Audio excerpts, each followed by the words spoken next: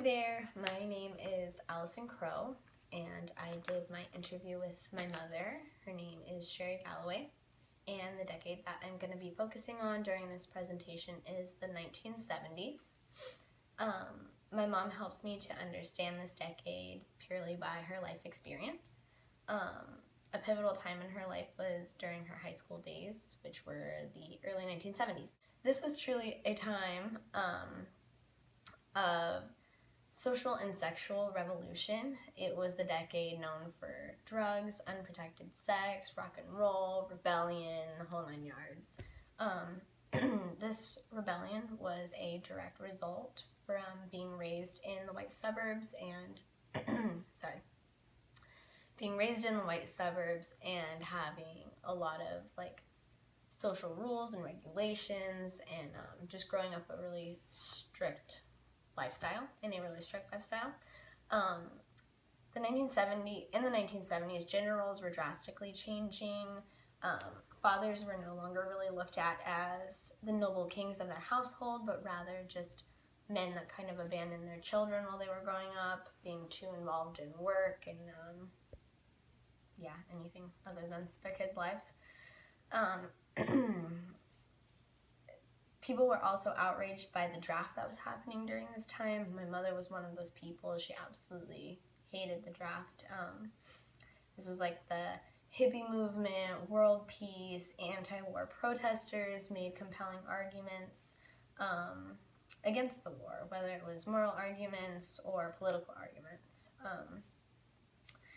So during this time, the rise of religious fundamentalism during the 1970s expanded conservatism's popular base.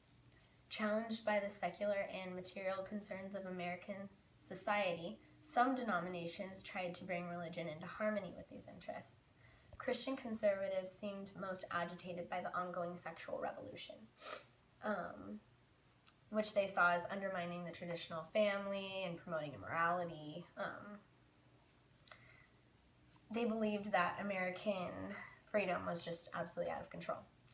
And kind of before I go into the next section of my presentation, though I myself am not religious at all, my mother definitely is, and I was raised in a very religious household, and basically this all started from the 1970s, from the Jesus movement. So the Jesus movement was a religious movement that revolved around the ideas of former sinners or sinful people turning their life around and becoming Christians or following Jesus Christ. This was kind of Christianity's rebellion or revolution, whatever you want to call it. This was their way of making Christianity cool.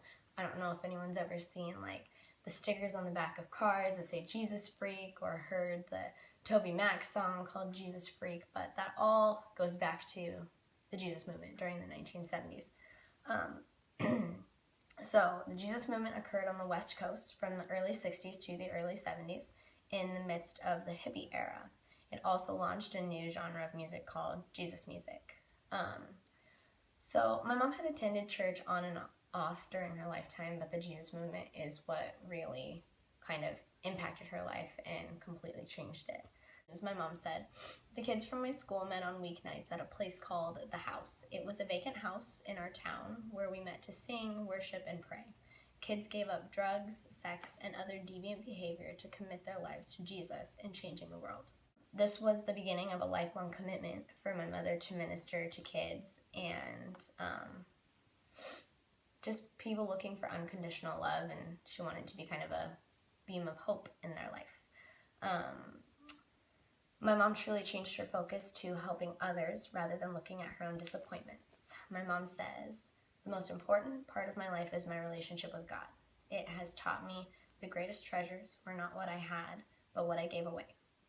And anyone who knows my mom knows that she literally lives that statement out as a core principle in her life. She is definitely the most giving person I know. And yeah, that is about it.